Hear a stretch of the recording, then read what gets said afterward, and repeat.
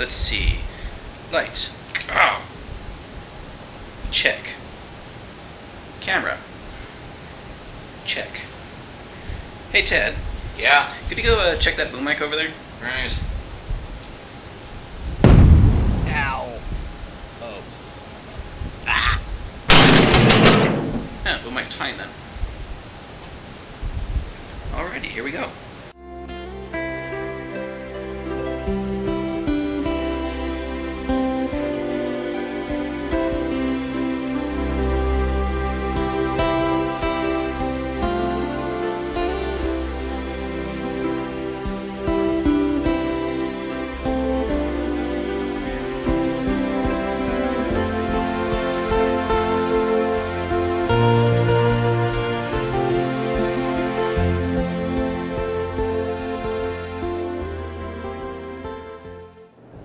Hello my lovelies, and welcome to the NPC Reviews. Today we'll be reviewing Louie the Rune Soldier. Now, you may be wondering why I'm alone. Well, Ted's currently in a coma, and, well, Clokey recently saw the Green Lantern movie, and now he's in kind of a funk and refuses to come out of his room.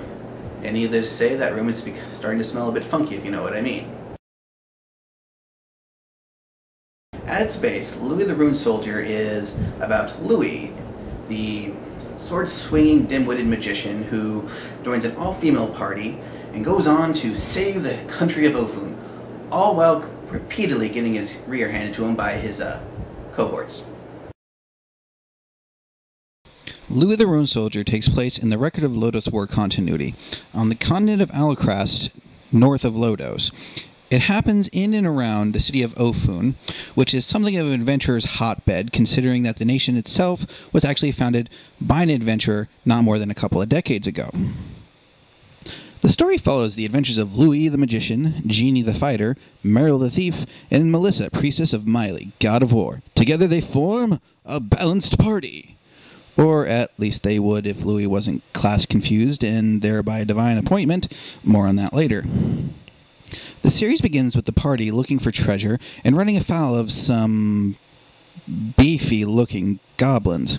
Seriously, what do they feed those things in Ofun? Quickly outnumbered, they fight their way out and return to the city.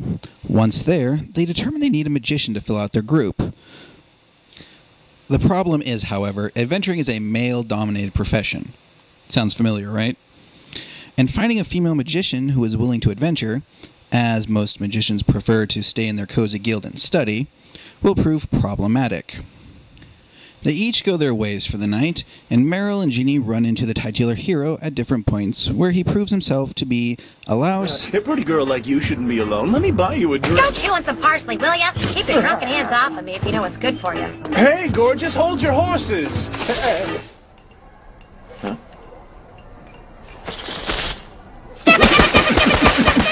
And a street brawler.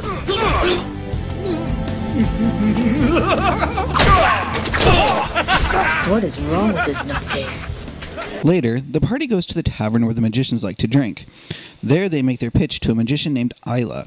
Being a wilting flower, wanting to study and avoid danger, she suggests that her friend would be just the magician they're looking for. I've got it now. I know of a magician who will brave dangers and approach adventure with gusto. Oh, that's wonderful. When do we get to meet her? That is when the party as a whole is introduced to Louie. They quickly turn him down for being a pervert, a brawler, and, well, a man.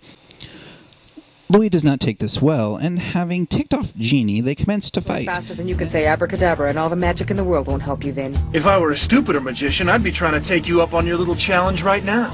But lucky for me, I've already started. This little marble in my hand is watching your every move. If you come any closer, you'll be instantly paralyzed. Pretty good, don't you think? Paralysis items are supposed to be blue. You've got an explosive in your hand. And Louie blows up the tavern.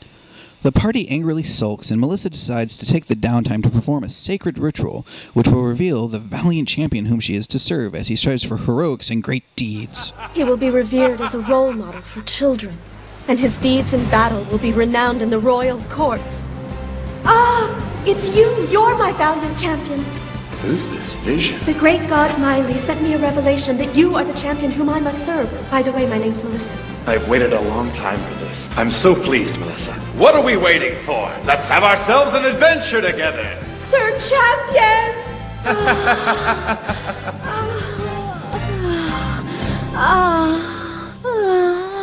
Oh, Melissa.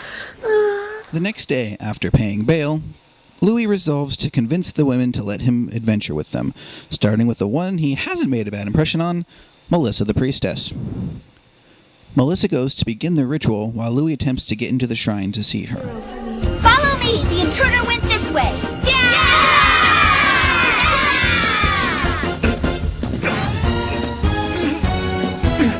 Which will it be, magician? Meryl's knives or my sword?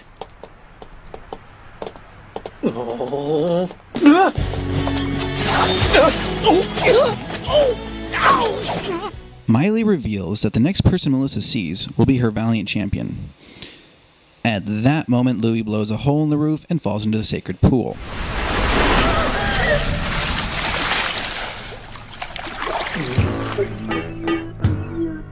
I've been looking for you. Soon after much binding, threats of violence, and a soon-to-be common exclamation from Melissa, Well, against my will, so you can see why this is against my will. No. This is totally against my will! Louie uses his new position as the valiant champion to join the group. Oh yeah, he's useless. Useless and stupid. Stupid for sure. After that, they go on a number of adventures, and hijinks ensue. They come across all sorts of creatures, from those goblins from before, to elves, spirits, a flesh golem, and the most irksome of all, a rival adventuring party. Desire, enmity, and longing ensue. After the beginning, the series becomes largely episodic, except for a few plot episodes in the middle, and the last couple of episodes at the end. Wait a second. Miley is a male god. He has entirely female clergy, made mostly of nubile young women. His sacred ritual of revelation involves the cleric in question being naked, waist-deep in a pool in front of his statue, and his high priestess continually suggests that our main cleric sleep with our main character to get to know him better. So that you fulfill Miley's will, you must understand your champion, and to truly understand him, you'd better be prepared to sleep with him. Miley's a pervert! Our titular character is Louie. He's the son of the head of the Magicians Guild, so yay nepotism. He falls into the lovable lug category of action heroes.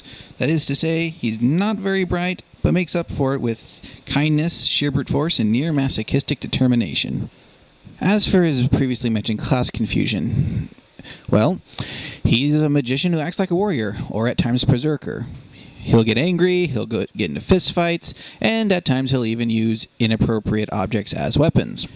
Now, he does take sword training eventually, and balances out his magic and swordplay into a kind of Magic Knight or Eldritch Knight type character, later gaining the title of Rune Soldier. While lovable and, well, dim, he's not without certain craftiness. Not baseline cunning, but he does have enough wits about him to, well, get himself out of any situations he might drag himself into, or his party by extension. Additionally, like with many action heroes, he does have a bit of a temper, and thus is not above leaving a jerk professor to be ridden and coiled by a snake.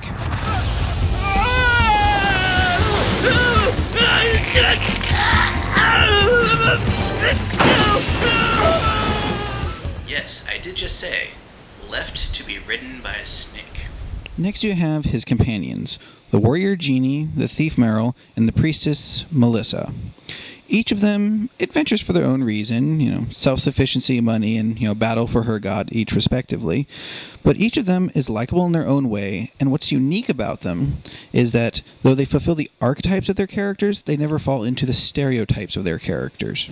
Jeannie doesn't fight just for slaughter or glory hounding. Meryl, while greedy and not above a get-rich-quick scheme, isn't lazy, and has an ironclad work ethic almost as masochistic as Louie's determination. Oh. And I picked that one out special for you, Jeannie. So what have you been doing all day today? Oh, not much, really. Just making sure we stay out of debt for a change. If you're feeling hungry, I'd have no problem splitting an apple. And Melissa, while being a devout cleric, has to reconcile her preconceived notions with the will of her god.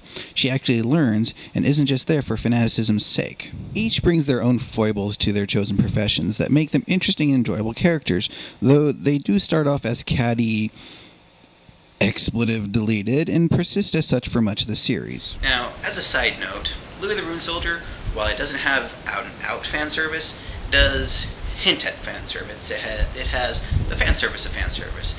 Now, I'm glad for this, to be honest, because, hey, I don't like fan service. I may have a concussion, but that's still really, really, really gay. Continuing.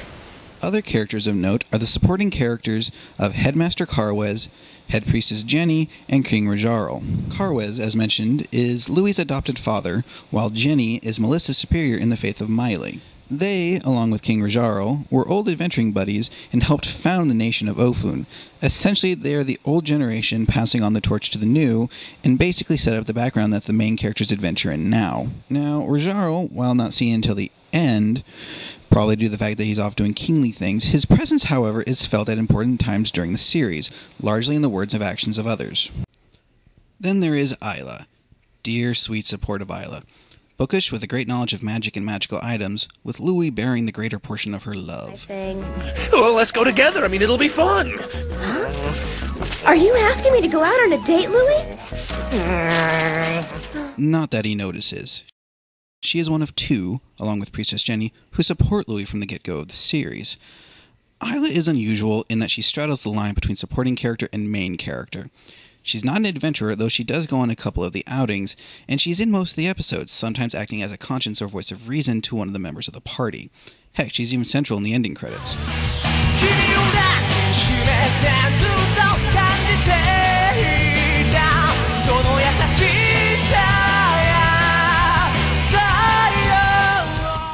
But ultimately ends up waiting on the sidelines when most of the action and plot takes place.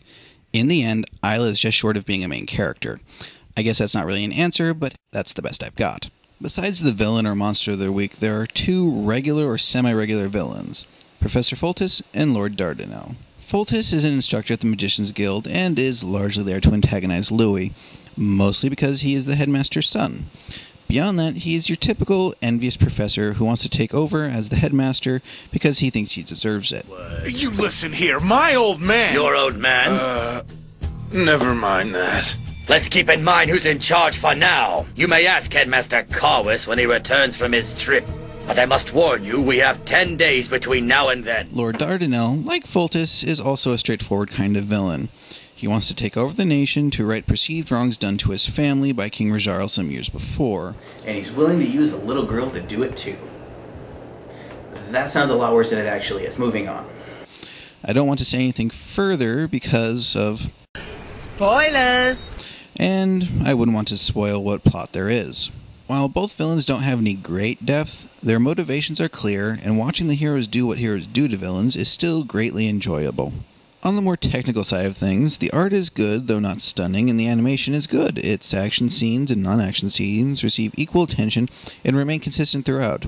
As for the audio, the music helped the visuals but didn't stand out from them, and the voice acting has experienced troop, but is before the Cowboy Bebop turning point, so it's more than passable, but to be taken with a grain of salt. The series is based on the light novels and manga of the same name, both written by Ryo Mizuno.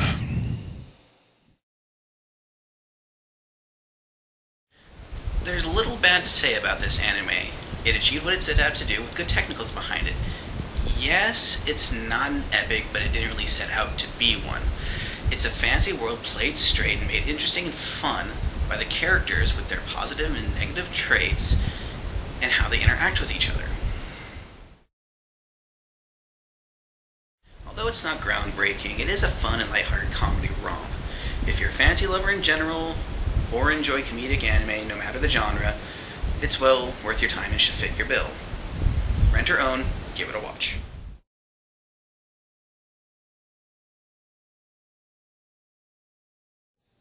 I've got a lovely bunch of coconuts, dee-lady.